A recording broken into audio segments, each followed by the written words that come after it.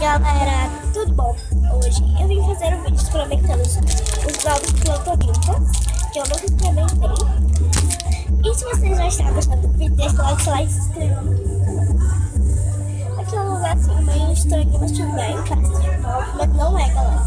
É só aqui que tem dar uma porta, tá?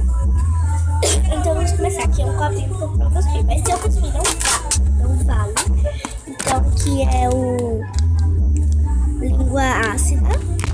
Esse aqui é língua ácida, esse aqui é abraço congelante. Então, muito coisada pra... Bom, se você vai experimentar esse, e eu tô com medo de experimentar esse, então vamos começar com esse. É o mesmo que ele tem que começar. Ele tá dizendo que ele é verde, é assim mesmo, parece uma lua.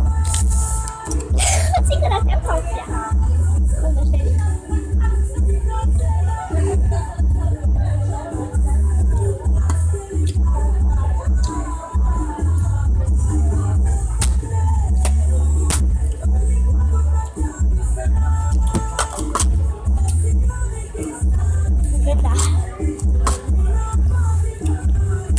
Então não consegui. Agora vamos provar se congelado pra ver se isso é melhor que muito ácido. O azedo? Ácido não, azedo. Aí eu queria experimentar esse.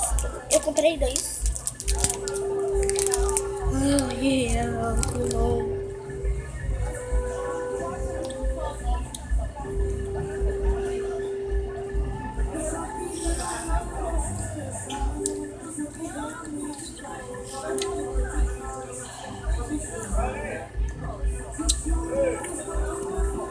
Esse Sérgio é gelado, né?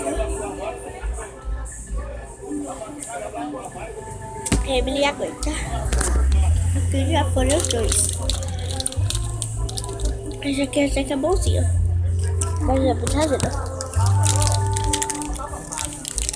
Aguentei, assim, o abraço congelante, aguentei.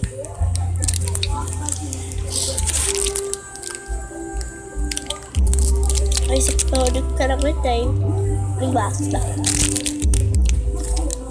Fazer um desafio com minha mãe. Vou fazer ela comer. Muito pesado. Então, galera, se você não mais nada, não gostar, se inscreva no canal. E depois eu vou tentar comer esse. Beijo. Avião.